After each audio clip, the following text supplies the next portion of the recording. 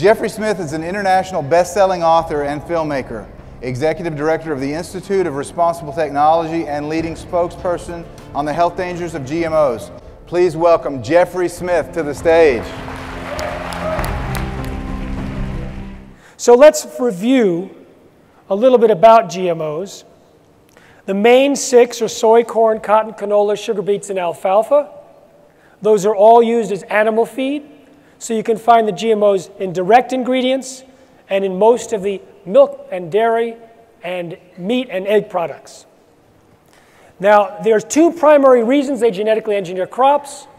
One is to allow the crops to be sprayed with herbicide. Roundup Ready soy, corn, cotton, and canola are sprayed with Monsanto's Roundup. There's also corn and cotton plants that produce their own toxic insecticide that pokes holes in animal cells, in insect cells, in the gut and kills them. It turns out, according to a Journal of Applied Toxicology in 2012, it pokes the same type of holes in human cells. There's also papaya from Hawaii or China, zucchini, yellow squash, and recently apples and potatoes that don't brown when sliced were approved. The reason why GMOs are on the market is due to the FDA. The sentence you see before you declares that GMOs are not significantly different. Therefore, on the basis of this lie, no testing was necessary, no labeling was necessary. Companies like Monsanto, who told us that Agent Orange, PCBs, and DDT were safe, could determine on their own if their GMOs were safe without even telling the FDA or consumers.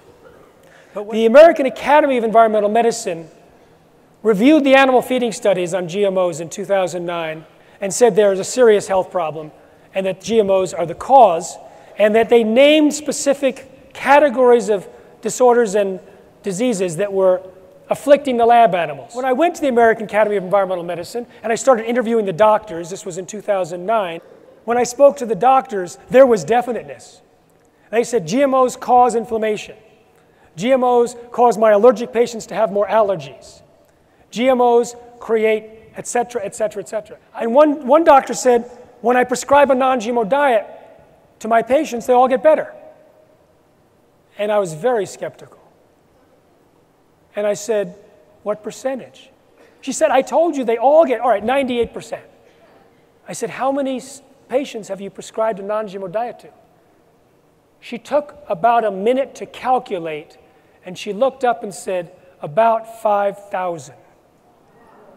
I said, can I come to your clinic and interview the patients? She said, sure. So I did. And sure enough, there was one who was 28 days into a non-GMO diet, and 3 days into it, her Crohn's disease symptoms disappeared. Her hair stopped falling out. Her skin conditions started getting better. Skin is a big problem and it gets better oftentimes when people switch to a non-GMO and organic diet. There was a person who had irritable bowel with a sentence of 6 pills a day for the rest of her life. 6 weeks later, no more pills needed. Another person, 4 weeks later, no more pills needed.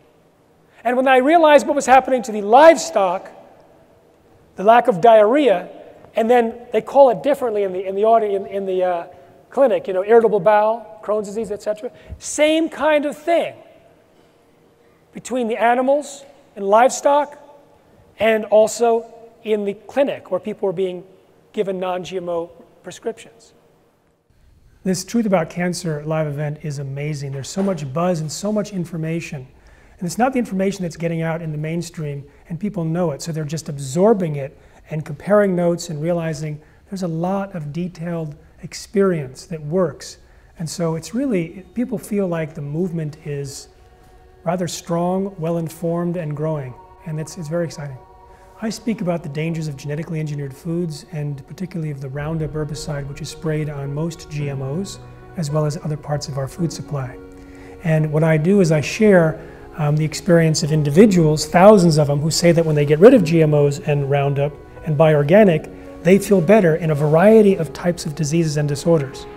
When livestock are taken off of GMOs, they also get better from these same diseases and disorders, as do pets.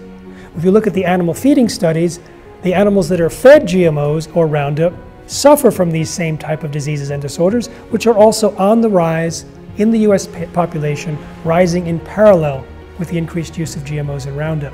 And then we look more deeply at the mechanisms to explain how GMOs and Roundup could explain all these different disorders and diseases that are on the rise and that people report getting better from when they switch to organic. Here at the Truth About Cancer, the live event has been just phenomenal. Ty and his team with TTAC have certainly raised the bar.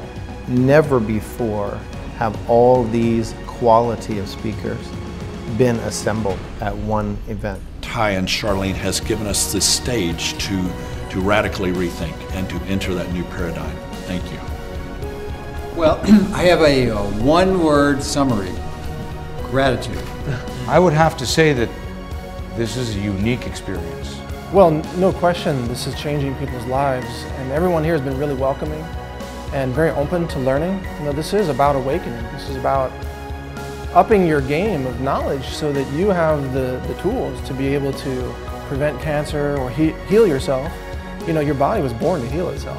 In 5 years, I literally see this movement bringing underground to mainstream.